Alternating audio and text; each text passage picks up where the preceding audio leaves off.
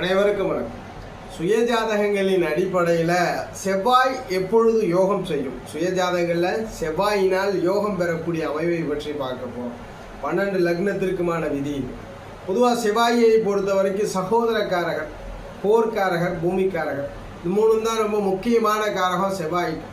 செவ்வாய் தான் ஒரு மனிதனை உயிர் போராட்ட குணத்தை கொடுக்கறது செவ்வாய் தான். அதனால தான் செவ்வாய் வலுத்தவர்கள் அரசுத்துறை சார்ந்து பாதுகாப்பாளனாக செயல்படக்கூடிய துறைகளில் இருப்பார்கள். யூனிஃபார்ம் சர்வீசஸ் எல்லாம் செவ்வாய் வலுத்தவர்கள் இருப்பார்கள். அதுபோல் மக்களுக்கு அடிப்படை தேவைகளில் மருத்துவத்திலிருந்து கட்டிடங்கள் வரைக்கும் செவ்வாயினுடைய வலுத்தவர்களால் கையாளக்கூடிய ஒரு தொழில்களாக இருக்கும்.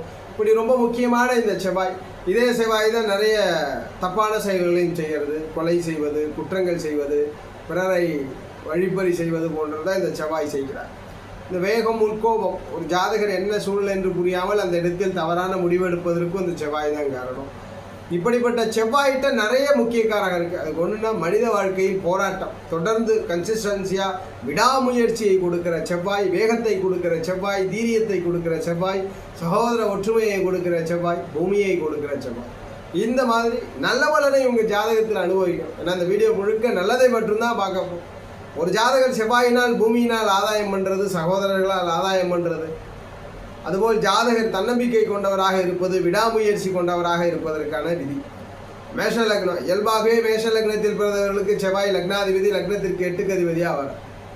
எனினும் பொதுவாக செவ்வாய் வேகத்தை குறிக்கக்கூடியவர், அவயோகர் தான், 3/4 பங்கு அவயோகர் தான் இந்த செவ்வாய் பகவான்.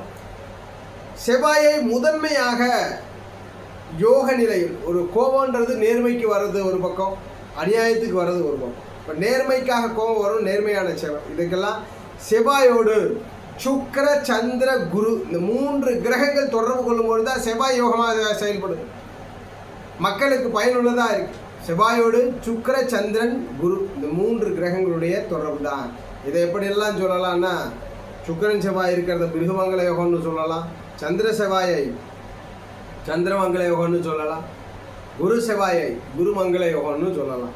இந்த 3 யோகங்கள் தான் முதன்மையான யோகம். அது ஒவ்வொரு லக்னத்திற்கும் எந்த யோகம் சிறந்ததுன்றதை பார்த்தலாம். மேஷ லக்னத்தில் பிறந்திருக்கு, ஜாதக ரீதியிலே முதன்மையாக குருவோட தொடர்பு, சந்திரனுடைய தொடர்பு சிறப்பு. மேஷ லக்னத்தில் பிறந்தவர்களுக்கு குரு சந்திர தொடர்புகள் மிக சிறந்த யோகத்தை கொடுக்கும். செவ்வாயினுடைய பலன்கள் எல்லாம் நன்மையாக நடக்கும். அது எங்கே நடந்தாலும் அந்த இடத்துல குருவுக்கோ செவ்வாய்க்கோ சந்திரனுக்கோ ஸ்தான பலம் கிடைக்குமாயின் செவ்வாயினுடைய காரகங்கள் யோகம். உங்கள் ஜாதகத்தில் செவ்வாய் நல்லா இருக்கிறான்னு அர்த்தம். செவ்வாயினுடைய அத்தனை காரகங்களும் யோகமாக வேலை செய்யும். ரிஷப லக்னத்தில் பிறந்திருக்கு, ரிஷப லக்னத்திற்கு 7, 12க்கு அதிபதியாக வர. இந்த செவ்வாயோடு சுக்கிர தொடர்பு கொண்டிருப்பது முதன்மையான யோகத்தை கொடுக்குது. அடுத்த படிநிலைகளில் தீரியாதிபதியான சந்திரனுடைய தொடர்பு, சுக்கிர சந்திர தொடர்புகள் யோகம். மிதுன லக்னத்தில் பிறந்திருக்கிறீங்க, அவயோகி 6, 11க்கு அதிபதியாக வருகிறார். அவயோகி ஆனாலும் யோகம் செய்யணும்ல. எல்லாருக்கும் பிறந்தால் பூமி வேண்டும், எல்லாருக்கும் பிறந்தால் தன்னம்பிக்கை கொடுக்கக்கூடிய தீரியம் வேண்டும், எல்லாருக்கும் வேகம் வேண்டும். அப்போ அந்த வகையில் மிதுனத்திற்கும் வேண்டும். அப்போ எப்படி இருக்கணும்? சுக்கிர தொடர்பு, சந்திர தொடர்பு முதன்மை. சுக்கிர சந்திர தொடர்புகள் முதன்மை மிதுன லக்னத்தில் பிறந்தவர்களுக்கு. கடக லக்னத்தில் ஜனனிச்சிருக்கிறீங்க, லக்னத்திற்கு 5ஆம் ஆதிபத்திய கிரகம். அதுபோல் ஜாதக ரீதியில் ஜீவனத்தை ஆதிபத்தியமாக பெற்றிருக்கு. 5, 10க்கு அதிபதியான செவ்வாயானவர் குருவோட தொடர்பில் இருப்பது, சந்திர தொடர்பில் இருப்பது யோகம். சிம்ம லக்னத்தில் பிறந்திருக்கிறது, 4ஆம் இடம் 9ஆம் இடம் என்ற 2 முக்கிய ஆதிபத்திய செவ்வாய்க்கு.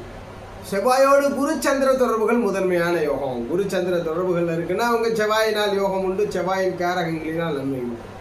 கன்னி லக்னம், 3, 8க்கு அதிபதி. ஓரளவுக்கு கன்னிக்கெல்லாம் முழு அவயோக கிரகமாக வரும்.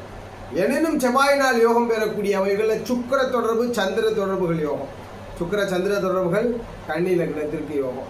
துலாத்திலே ஜனனிச்சிருக்கிறீங்க, 2, 7க்கு அதிபதி. வாழ்க்கை துணையை சொல்கிறது, குடும்பத்தை சொல்கிறது செவ்வாய் தான். இந்த செவ்வாய் பகவானோடு சுக்கிரனுடைய தொடர்பு இன்றியமையாத யோகம், சந்திர தொடர்பு இன்றியமையாத யோகம். விருச்சகத்தில் பிறந்திருக்கிறீங்க, லக்னாதிபதி 6க்கு அதிபதியாக வர. இந்த செவ்வாய் பகவானோடு குரு தொடர்பு, சந்திர தொடர்புகள் முதன்மையான யோகம், முதன்மையான நல்ல பலன். அதுக்கடுத்து சுக்கிரன். இன்னும் குரு சந்திரன் தான் முதன்மையான யோகத்தை கொடுக்கும். தொடர்புன்னா என்ன? இணைஞ்சிருக்கலாம், பார்வையில் இருக்கும். தனுஷ லக்னத்தில் ஜனனிச்சிருக்கிறீங்க. லக்னத்திற்கு 5ஆம் அதிபதி 12ஆம் அதிபதி 5-12 கூடிய செவ்வாயோடு குரு தொடர்பு சந்திர தொடர்பு முதன்மையான யோகம். அதுபோல் மகர லக்னத்தில் ஜனனிச்சிருக்கிறீங்க. 4-11க்கு அதிபதி. மகரத்தில் பிறந்தோருக்கு சுக்கிரனுடைய தொடர்பு குருவனுடைய தொடர்பு யோகமன். கும்பத்தில் ஜனனிச்சிருக்கிறீங்க. 3-10க்கு அதிபதி. 3-10க்கு அதிபதியான செவ்வாயோடு குருவோட தொடர்பு மிகப்பெரிய யோகம். அடுத்ததாக சுக்கிரனுடைய தொடர்பு. குரு சுக்கிர தொடர்புகளில் செவ்வாய் இருந்தால் கும்ப லக்னத்திற்கு யோகம். மீன லக்னத்தில் ஜனனிச்சிருக்கிறீங்க. லக்னம் 2க்கு ஆதிபத்திய கிரகம். 9ஆம் இடத்தின் பாக்கியாதிபத்திய கிரகம் செவ்வாய். 2-9க்கு அதிபதியான செவ்வாயோடு சந்திர குரு தொடர்பிலே இருப்பது யோகம். நாம் இப்போ சொன்ன இந்த 2 கிரகங்கள் 2 கிரகங்களுடைய இணைவு பார்வையில் செவ்வாய் இருந்துட்டார்னா அவர் முழு யோகரோ முழு அவயோகரோ. செவ்வாய் தசையோ அல்லது செவ்வாயை தொடர்பு கொண்ட கிரக தசையிலே ஜாதக செவ்வாயின் காரகமான தீரியத்தினாலும் பெயர் கட்டிடங்களினாலும் நிலத்தினாலும் வேலையினாலும் தொழிலினாலும் ஆதாயத்தை பெறுவீர்கள் என்பதை உறுதிப்படுத்துகிறோம். இதுதான் செவ்வாயினுடைய அதீத யோக நிலை. இதற்கு அடுத்தடுத்து அடுத்த படிநிலைகள் என்பதை உறுதிப்படுத்துகிறோம். ஜோதிட ரீதியான தகவல் அல்லது உங்கள் சுய ஜாதகம் சார்ந்த சந்தேகங்களுக்கு ஸ்கிரீனில் தெரிகிற நம்பரை தொடர்பு கொள்ளுங்கள். வாழ்க வளமுடன். நன்றி.